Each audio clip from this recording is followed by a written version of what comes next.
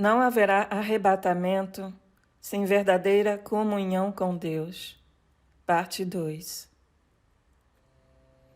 Os que ouvem a voz de Cristo os chamar para fora e não o seguem, não conseguindo desatar os laços religiosos, resistem seguindo este raciocínio. A denominação é importante para se reunir com os irmãos. Segundo raciocínio, a denominação é importante para termos uma liderança na igreja.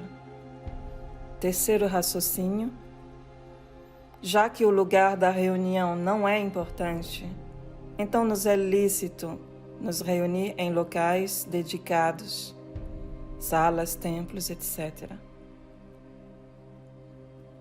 Para começar, o primeiro problema está no simples fato de buscar subterfúgios, a fim de não mudar, não se arrepender.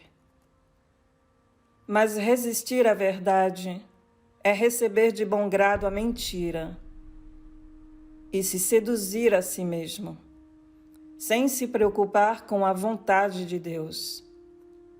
Em resumo, é transgredir o primeiro e maior mandamento de Cristo: amar a Deus de todo o nosso ser.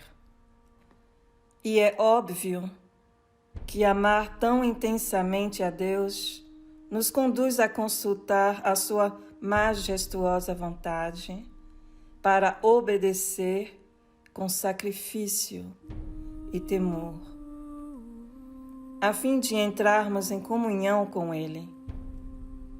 E a vontade de Deus é essa: que o adoremos em espírito e em verdade. Em espírito, no Espírito Santo, e em verdade, em harmonia com a palavra de Deus.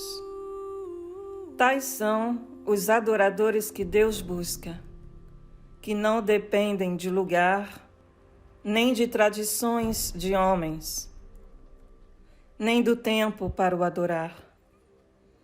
Tal é o sacerdócio universal instituído por Deus na morte de Cristo. Para melhor entender o novo sacerdócio de adoração em espírito e em verdade, acesse o meu estudo sobre o cristianismo religioso clicando no link do comentário fixo. A princípio, o problema é que o sistema religioso dos homens cultiva orgulho no coração dos seus membros, o que o Senhor Jesus qualifica de fermento dos fariseus, que é a hipocrisia, e nos adverte para tomarmos cuidado com isso. Então, vamos analisar as principais desculpas dos religiosos para resistir à sã doutrina de Cristo. Primeira desculpa: a denominação é importante para se reunir com os irmãos. Essa desculpa supõe que deixar de frequentar denominações isola o crente da igreja, como se o crente deixasse de ser ele mesmo a igreja, como se o corpo de Cristo deixasse de existir fora do âmbito religioso.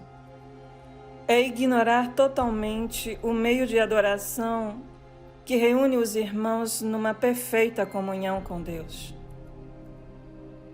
Esse raciocínio despreza a própria essência da nova aliança, da mudança do culto religioso para o culto universal de Cristo, que conduz o crente à adoração em espírito e em verdade.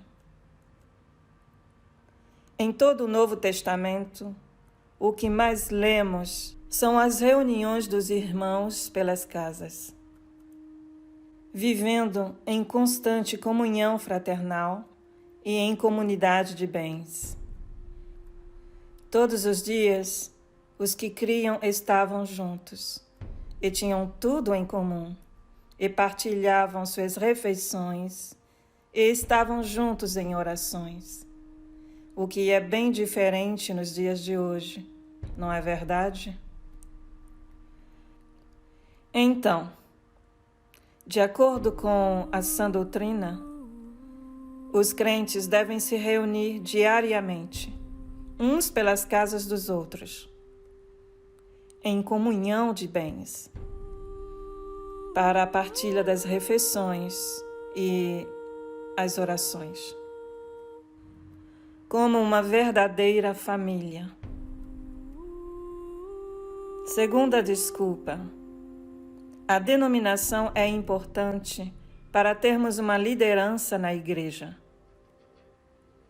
Mais um raciocínio que ignora princípios básicos quanto à sã doutrina.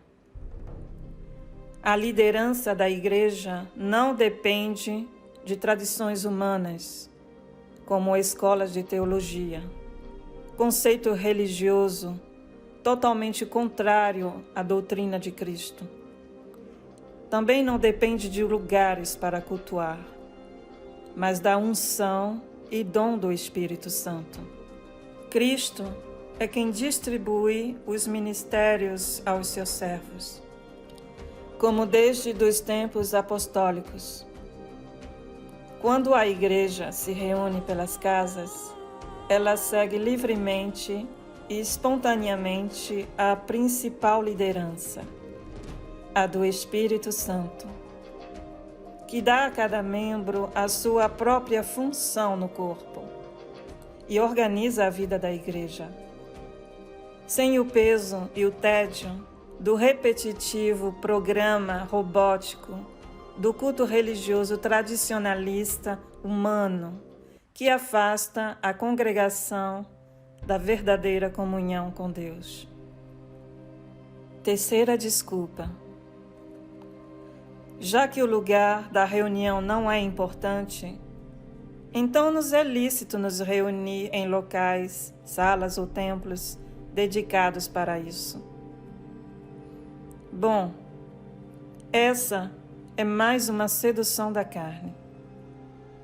Se é a própria reunião dos santos que é consagrada para Deus, o fato de consagrar lugares em vez das reuniões limita a direção do Espírito Santo, ao tirar a liberdade da Assembleia, negligenciando a voz de Cristo. Além disso, Deus previu o dinheiro da igreja para servir as suas pedras vivas e não templos de pedras mortas.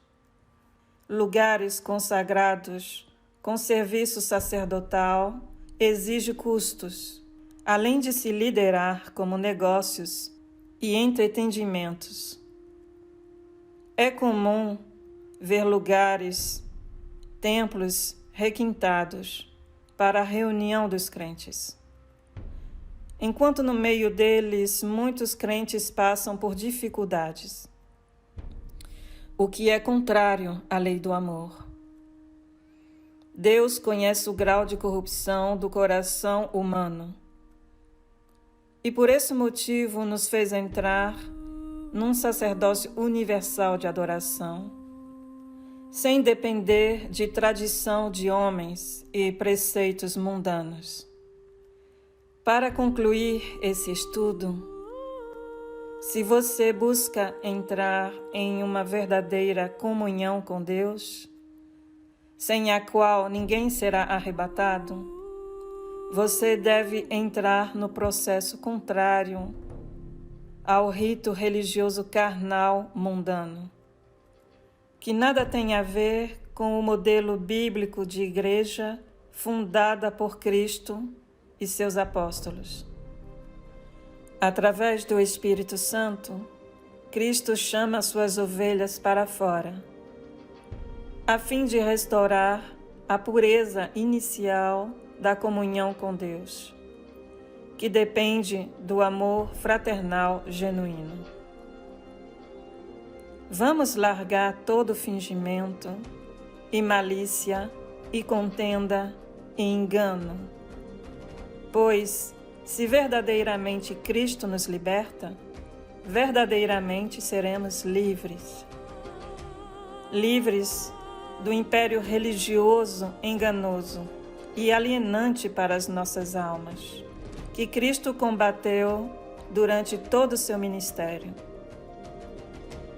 Vamos, pois, nos reunir em nossas casas, comunhar em amor, ceiar, ler e meditar a palavra, orar e nos encorajar nesse fim dos tempos, na simplicidade de Cristo.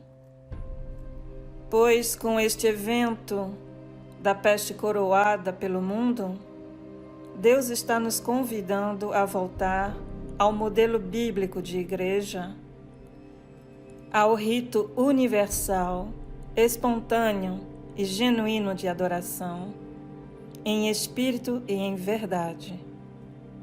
Voltemos a nos amar sinceramente e a zelar uns pelos outros.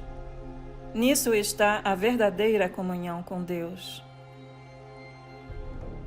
Se esse estudo é luz para o seu coração, se inscreva no meu canal, curta e compartilhe. Contribua assim com a obra do Reino de Deus. Que Deus te abençoe, meu irmão e minha irmã, te despertando e te iluminando. Shalom.